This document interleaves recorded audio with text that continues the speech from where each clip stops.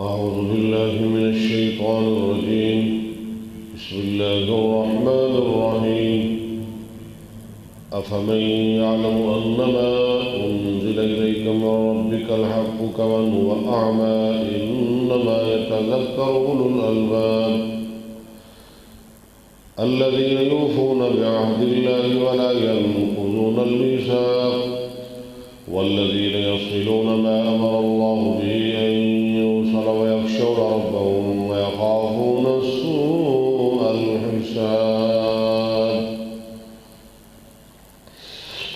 والذين صبروا ابتغاء وجه ربهم وأقاموا الصلاة وأنفقوا مما رزقناهم سرا وعلانية ويدرؤون بالحسنة السيئة أولئك لهم عقبى الدار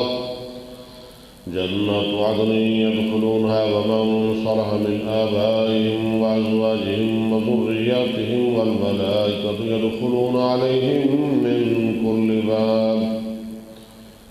سلام عليكم بما صبرتم فنعم عقبى الدار والذين ينقضون عهد الله من بعد ميثاقه ويقطعون ما أمر الله به أن يوصل ويفسدون في الأرض أولئك لهم اللعنة ولهم سوء الدار.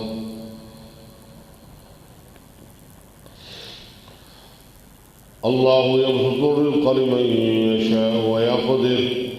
وفرحوا بالحياة الدنيا وما الحياة الدنيا في الآخرة إلا متاع ويقول الذين كفروا لولا أنزل عليه آية من ربه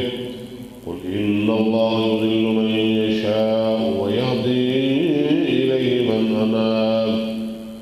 الذين آمنوا وتطمئن قلوبهم بذكر الله ألا بذكر الله تطمئن القلوب الذين آمنوا وعملوا الصالحات طوبى لهم وحسن مآب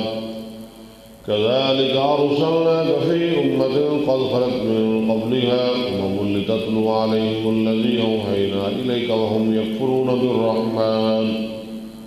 قل هو ربي لا إله إلا هو عليه توكلت وإليه متاب ولو أن قرآنا سيرت به الجبال وقطعت به الأرض وكلم به الموتى بل لله الأمر جميعا أفلم ييأس الذين آمنوا أن لو يشاء الله لهدى الناس جميعا ولا يزال الذين كفروا تصيبهم بما صنعوا قارعة أو تهل قريبا من دارهم حتى يأتي وعد الله إن الله لا يخلف الميعاد ولقد استهزئ برسل من قبلك فأمليت للذين كفروا ثم أخذتهم فكيف كان عقاب أفمن هو قائم على كل نفس بما كسبت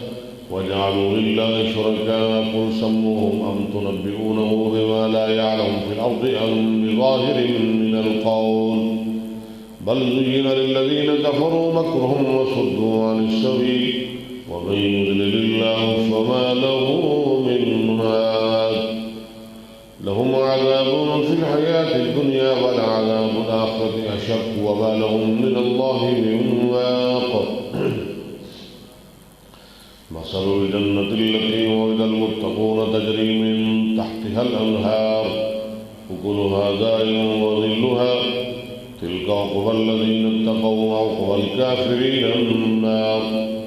والذين آتيناهم الكتاب يفرحون بما أنزل إليك ومن الأحزاب من ينكر بعضه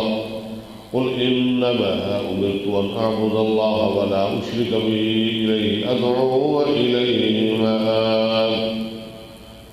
وكذلك أنزلناه حكما عربيا ولئن اتبعت أهواءهم بعدما جاءك من العلم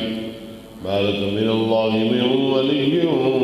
ولا واق ولقد أرسلنا رسلا من قبلك وجعلنا لهم أزواجا وذرية وما كان لرسول أن يأتي بآية إلا بإذن الله لكل أجل كتاب يمحو الله ما يشاء ويثبت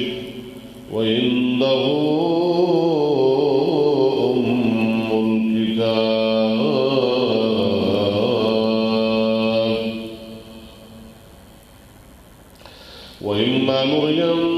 بعض الذي نعدهم أو نتوفينك فإنما عليك البلاغ وعلينا الحساب أولم يروا أنا نأتي الأرض ننقصها من أطرافها والله يحكم لا معقب لحكمه وهو سريع الحساب وقد مكر الذين من قبلهم فلله المكر جميعا يعلم ما تكسب كل نفس وسيعلم الكفار لمن عقب الدار ويقول الذين كفروا لست مرسلا قل كفى بالله شهيدا بيني وبينكم ومن عنده علم الكتاب بسم الله الرحمن الرحيم ألف لام را كتاب أنزلناه إليك لتخرج الناس من الظلمات إلى النور بإذن ربهم إلى الصراط العزيز الحميد الله الذي له ما في السماوات وما في الأرض وويل للكافرين من عذاب شديد الذين يستحبون الحياة الدنيا على الآخرة ويصدون عن سبيل الله ويبغونها عوجا أولئك في ضلال بعيد وما أرسلنا من رسول إلا بلسان قومه ليبين لهم فيضل الله من يشاء ويهدي من يشاء وهو العزيز الحكيم ولقد أرسلنا موسى بآياتنا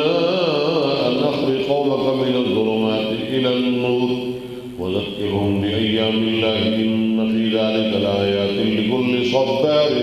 شكور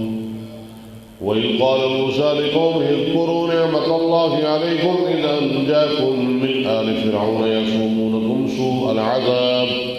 ويذبحون أبناءكم ويستحيون نساءكم وفي ذلكم بلاء من ربكم عظيم صدق الله العظيم.